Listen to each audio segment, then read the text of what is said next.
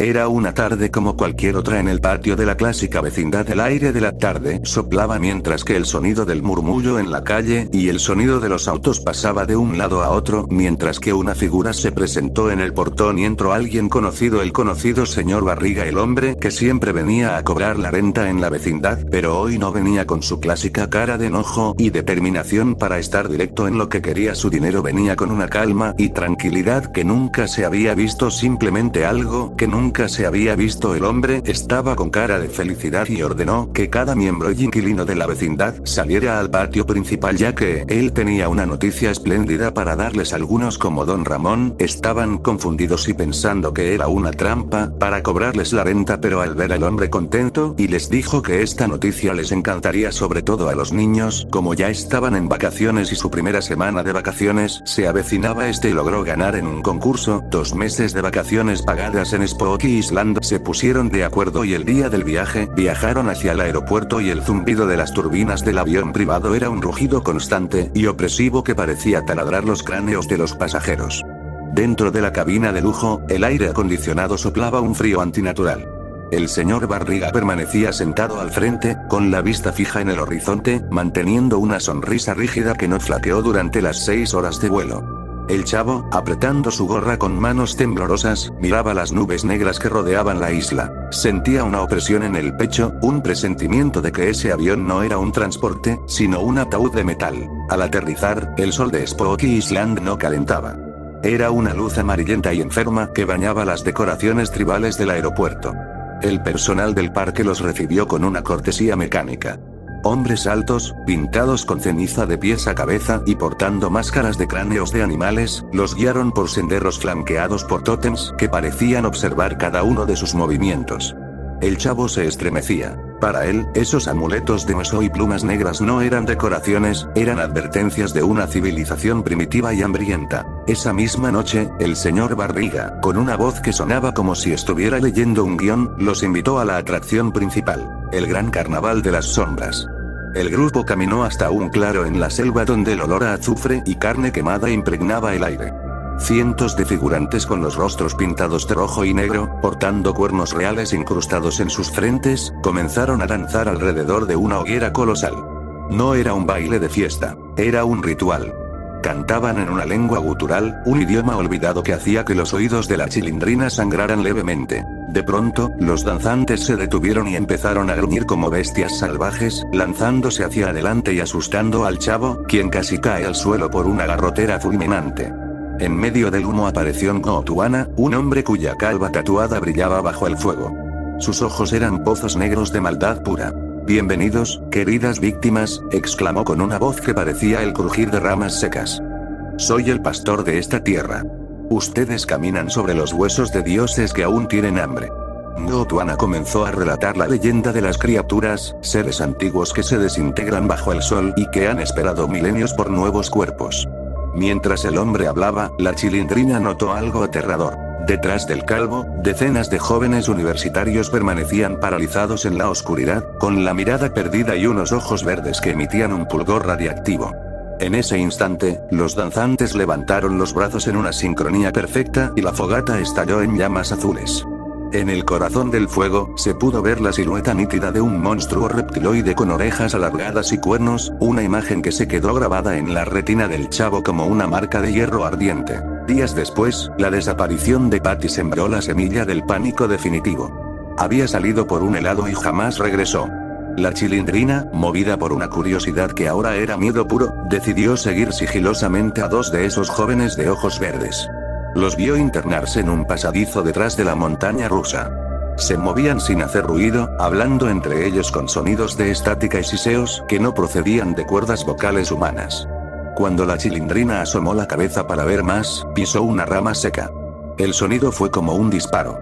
Los 2 jóvenes giraron sus cuerpos sin mover los pies, sus mandíbulas se abrieron hasta el pecho y emitieron un chillido agudo. La Chilindrina comenzó a correr por su vida mientras sentía los pasos mecánicos ganando terreno detrás de ella. Mientras tanto, en otra parte del parque, el chavo, Kiko y Ñoño caminaban desesperados por el hambre. Mike, el encargado de la tienda de licores con su parche en el ojo, les entregó un teléfono con una frialdad absoluta. Del otro lado, una voz distorsionada les aseguró que sus tortas de jamón los esperaban en el callejón trasero. Al llegar, solo encontraron un saco sucio en el suelo. El chavo, intentando bromear para ocultar su terror, se puso el saco en la cabeza, sin ver que de las sombras emergía el monstruo del fuego. La criatura, de 2 metros de alto y piel escamosa, lanzó un zarpazo brutal. El grupo huyó por un túnel de servicio, pero el chavo cayó al suelo gritando.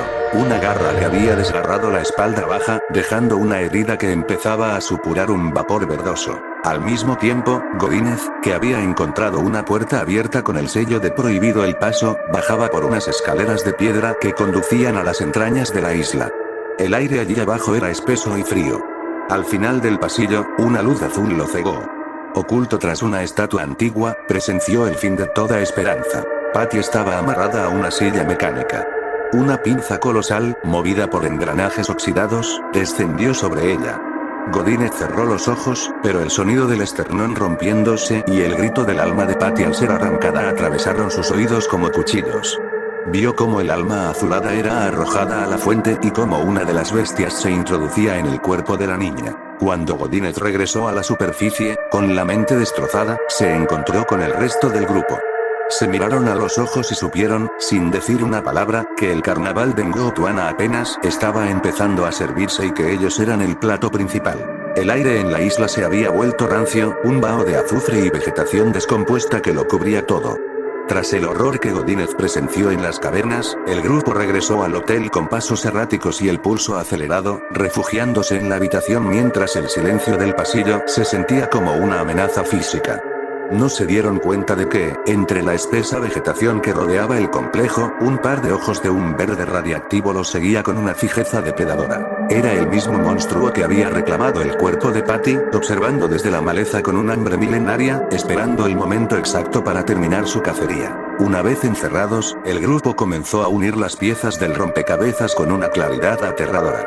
Godínez, con la voz quebrada, explicó cómo vio que la verdadera Patty ya no existía, y que ese cuerpo que caminaba afuera era solo una cáscara para una bestia. La Chilindrina recordó los movimientos mecánicos de los universitarios, y Kiko mencionó el extraño brillo en los ojos del personal. Todo encajaba. Los jóvenes eran recipientes, la isla era un matadero y Ngotuana era el carnicero. Entendieron que las criaturas necesitaban almas humanas para poder caminar bajo el sol sin desintegrarse. Tras una discusión febril donde el miedo casi los paraliza, decidieron que su única oportunidad era robar la pequeña pirámide metálica que Godínez vio en el altar subterráneo. Bajaron de nuevo a las catacumbas, moviéndose como sombras. El templo olía a sangre vieja y electricidad. Lograron llegar al altar y el chavo, con las manos empapadas en sudor frío, arrebató la pirámide de su sitio. Pero al intentar volver a la superficie, el infierno se desató.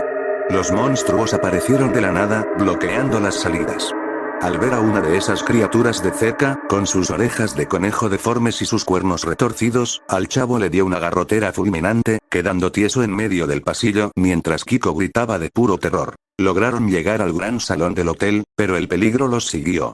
Un estruendo ensordecedor hizo vibrar el suelo cuando los monstruos atravesaron el ventanal principal, haciendo añicos el vidrio grueso.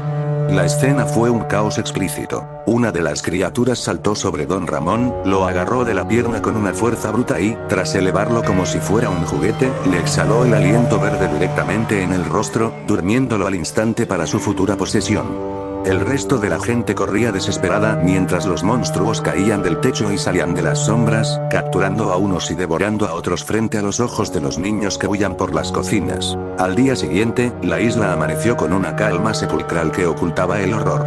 La Chilindrina, buscando respuestas, encontró a Patty y a la Popis en los vestidores. Fue entonces cuando descubrió la verdad más amarga. La Popis también había sido poseída. Ambas niñas se quedaron tiesas, mirándola con una sonrisa vacía antes de rugir con una voz que no era humana. La Chilindrina logró escapar de milagro y bloqueó la puerta con una escoba, pero al girarse en el pasillo, un miembro de la secta de Ngotuana la esperaba. El hombre la inmovilizó y la arrastró hacia las sombras, capturándola finalmente. A partir de ahí, la pesadilla se intensificó. Don Ramón y el señor Barriga, ya con los ojos verdes y movimientos robóticos, lideraban a los universitarios poseídos en una cacería humana por todo el parque. El grupo sobreviviente tuvo que esconderse entre los suministros, escuchando cómo la bruja del 71 era capturada durante la noche entre alaridos de auxilio que nadie respondió. El chavo, en medio de una persecución frenética, tropezó y cayó por un agujero oculto en el suelo que lo llevó de vuelta al corazón del templo. Oculto tras una columna, el chavo observó con el corazón destrozado el cuerpo de la Chilindrina. No vio el ritual, pero vio el resultado. Ella se levantaba de la silla con la mirada gélida y un fulgor verde en los ojos, caminando dócilmente junto a los sectarios hacia las celdas. Sin embargo, en un descuido de los guardias, el chavo logró recuperar la cartera donde estaba la pirámide, la cual le habían quitado a la Chilindrina al capturarla. Reunido con los que quedaban, el chavo propuso el plan final. Regresaron a la fuente y el chavo, conteniendo el asco y el terror, metió su mano en el agua ectoplásmica. Buscó entre las luces azules hasta que atrapó la cabeza de alma de la Popis. Siguiendo las instrucciones del artefacto, la devolvió a su cuerpo. La escena fue grotesca. La Popis comenzó a convulsionar, sus huesos crujieron y el monstruo fue expulsado de su interior como una masa negra. La criatura intentó atacar, pero el chavo abrió las cortinas y la luz solar la alcanzó, haciendo que explotara en una nube de ceniza ardiente. Llenos de una falsa esperanza, creyendo que podían salvarlos a todos, comenzaron a preparar el asalto final, sin saber que el destino ya estaba sellado y que lo que vendría sería una masacre absoluta de la que nadie saldría con vida. El aire en la isla se había vuelto rancio, un vaho de azufre y vegetación descompuesta que lo cubría todo. El pequeño grupo de supervivientes, escondido en las sombras de la cripta, jadeaba de puro terror. Tras haber recuperado el artefacto piramidal, decidieron que no podían huir sin intentar salvar a alguien. El chavo, con las manos temblando, logró interceptar el alma de la Chilindrina en la fuente de ectoplasma. Siguiendo las instrucciones del ritual a la inversa, proyectaron la luz azulada hacia su cuerpo, que yacía en un rincón. La niña se arqueó de forma violenta, sus huesos crujieron y, con un grito desgarrador, el monstruo que la habitaba fue expulsado como una masa de lodo negro. La criatura intentó saltar sobre ellos, pero un rayo de sol que se filtraba por una grieta la alcanzó de lleno, haciéndola estallar en cenizas blancas. Parecía un triunfo, pero fue el inicio del fin. Al asomarse para continuar con el plan, observaron a Ñoño caminando por el pasillo. Ya no era él. Sus movimientos eran pesados y sus ojos brillaban con un verde radiactivo. En ese instante, la horda de poseídos y monstruos los descubrió. El silencio fue reemplazado por rugidos y gritos de guerra. Jaimito el cartero, en un acto de valentía desesperada, corría hacia el mecanismo de la fuente para intentar dar vuelta el flujo de almas tirando de una cuerda oxidada. No lo logró. Una de las bestias emergió de la oscuridad detrás de él, soltando un rugido que le heló la sangre, y le lanzó un zarpazo brutal que lo hizo caer hacia el abismo central de la cripta. El caos fue total. La Popis y la Chilindrina fueron rodeadas por las criaturas y capturadas nuevamente entre alaridos. Kiko, intentando escapar, fue acorralado por Doña Florinda, quien con una fuerza inhumana lo agarró del cuello, estampándolo contra la pared de piedra. Con una mirada vacía, su madre le exhaló el aliento verde directamente en el rostro, durmiéndolo al instante. El chavo corrió con todas sus fuerzas hacia el puerto, viendo la salvación en la línea del horizonte, pero una figura larguirucha le cerró el paso. Don Ramón. Antes de que pudiera reaccionar, el hombre poseído le propinó un golpe certero que lo dejó inconsciente. La perspectiva cambió a primera persona. El chavo despertó atado a la silla mecánica, con la visión borrosa. Vio la pinza descendiendo hacia su pecho. Sintió un dolor indescriptible, un vacío gélido, mientras veía su propia alma, una luz azul con su forma, ser arrancada de su cuerpo y arrojada a la fuente. Acto seguido, un monstruo se introdujo en su cáscara vacía. Como los miembros de la vecindad no eran considerados aptos para el gran ritual final de Arcópolis, la secta decidió enviarlos de regreso al continente como caballos de Troya, cada uno con un demonio dentro. Mientras tanto, en las profundidades bajo la fuente, Jaimito el cartero no había muerto por la caída.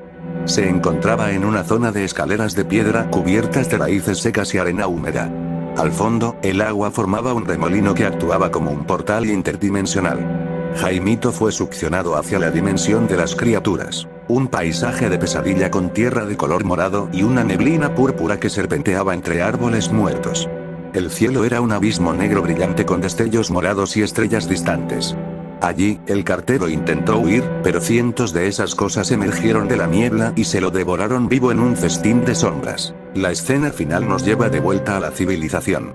En un consultorio sombrío, el doctor Chapatín revisa unos informes médicos mientras el Chapulín Colorado lo observa con una seriedad impropia de él. Doctor, la gente que regresa de esa isla, sus signos vitales no tienen sentido. Parecen máquinas, dice el Chapulín. El doctor asiente con miedo. No son ellos, Chapulín. Algo volvió en sus cuerpos. En la vecindad, la luz de la luna baña el patio. Don Román, el primo de Don Ramón, se encontraba dentro del departamento de Jaimito intentando robar algunas pertenencias aprovechando su ausencia. De pronto, escucha pasos rítmicos y pesados. Al asomarse por la puerta abierta, ve a la vecindad entera entrando en fila. Caminan de forma rígida, mecánica, con esos ojos verdes brillando en la penumbra. Se mueven como depredadores ocultos en piel humana. Don Román, paralizado por el terror al ver que sus parientes y amigos actúan como monstruos, cierra la puerta con todos los cerrojos y se desploma en el suelo, temblando, mientras afuera el silencio de la vecindad es roto por un rugido gutural que marca el inicio del fin del mundo.